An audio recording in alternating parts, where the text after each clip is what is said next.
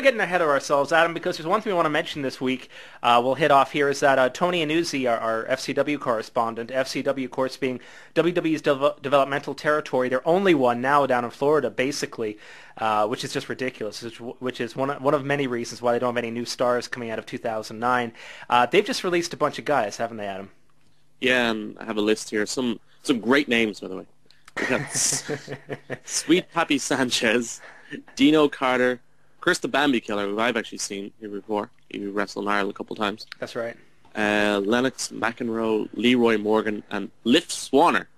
Yeah, yeah. It's weird, and I know a couple of those names were from PWInsider.com. Tony mentioned as well, so our thanks to them.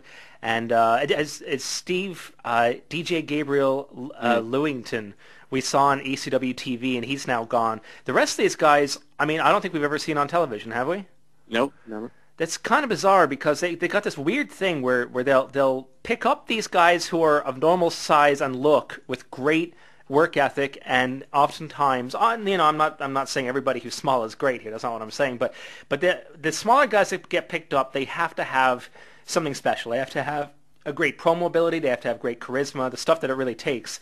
And the big guys, they have to prove that they don't have this stuff, so they get hired. It's just amazing to see these guys under contract for years. You never see them, and then they're gone without even getting a chance. And when you look at as many names as that, I don't know, Adam. I mean, it's not fair to judge when we haven't seen them, but to me, if you've had so many names under contract for so long, and then suddenly you lay off a whole bunch of them, there's something weird happening there.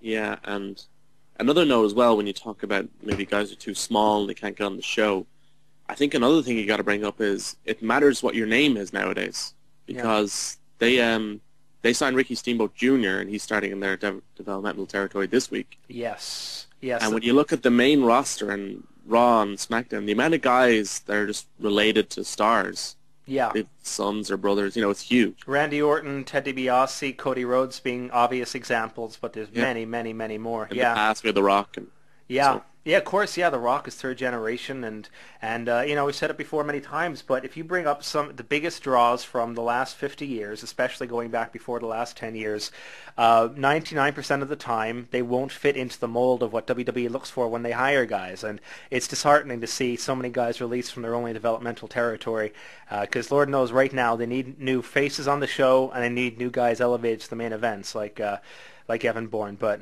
we're beating an old drum here, aren't we, Adam? Yeah. Okay.